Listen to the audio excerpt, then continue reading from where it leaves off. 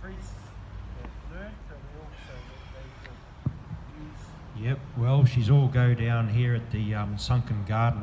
We've got 6% charge left on the phone, but we're going to try and get another quick clip in. Yeah, we're just digging up some mind-blowing skeletons in the closets, bringing them out of the closets over here. We're having a bit of a chat about some stuff that happened within the Catholic Church, apparently, down the river. And I'm from up the river. We've got another bro here that's from down the river. So I'm actually feeling a bit fired up right now. But what I really wanted to talk to and bring awareness to again was our police community. For those of you that are paying attention to what's actually happening online in other parts of the world, you'll realise that the leaders of different police jurisdictions over in the States are all resigning, mate. They're all going, you want to defund the police? Well, guess what? I quit. See you later. Good luck. I think it's just gold, eh? And there was a really brilliant clip. There's a really brilliant clip on YouTube by an independent journalist who goes into the community and he starts interviewing far left people about whether or not they think they should defund the police, and they're all going, yeah. And then he goes and starts interviewing people in Harlem, the African American community, and they go, hell no, there'll be more bloody murders, riots, killings than you can poke a stick at if you defund the police. So, you know, pay attention. Pay attention. I mean, most of the far left people don't have any damn courage from my experience, honestly. They've got skills in areas, but they don't have a lot of courage. They won't get out in the streets and do the real hard work. Anyway, and so what I was just mentioning to the bro, you know, is how we've got this culture at the moment where on Facebook you'll have a screen covered.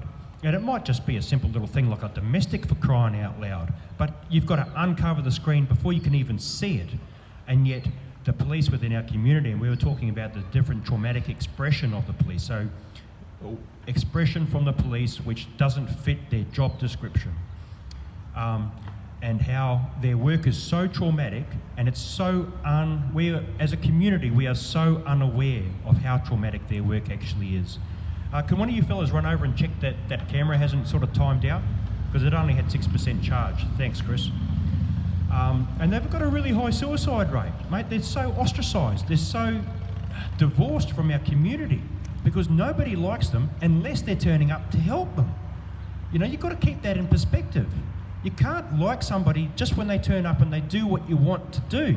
You've got to understand that sometimes they're doing things that we don't like, and it's still their job. And if that's their job, that's their job. For me, when I get caught speeding or whatever, or they have some issue with me, I'm pushing the boundaries somewhere, it might be about communication, it might be about making videos and not censoring anything that people say. I understand, they're just doing their job, and we might end up going to court. You know, I've been arrested unjustly, unlawfully, numerous times. We've gone to court and I've won, because it wasn't bloody lawful in the first place. But I really wanted to bring some awareness to the community about that, you know.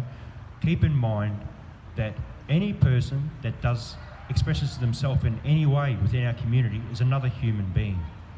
And as human beings, we bleed, we feel, we hurt, we get angry, etc., just like any other person.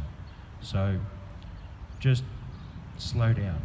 Perhaps slowing down might be a good idea, and just having a bit of a think about what's actually going on, what else people might be having to deal with in their lives that we don't know about. So I'll leave it at that. And we're out of charge, and I didn't bring the charge cable for the phone, so we can't really do any more today.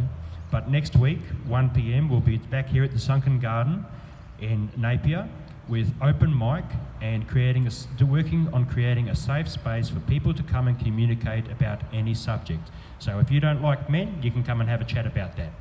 If you don't like women, you can come and have a chat about that. If you don't like male unicorns, come and have a chat about that. It's okay. However you feel, whatever your truth is, it's okay. And one step at a time, we're going to work on working together. Tēnā tātou katoa. Ngā mihi.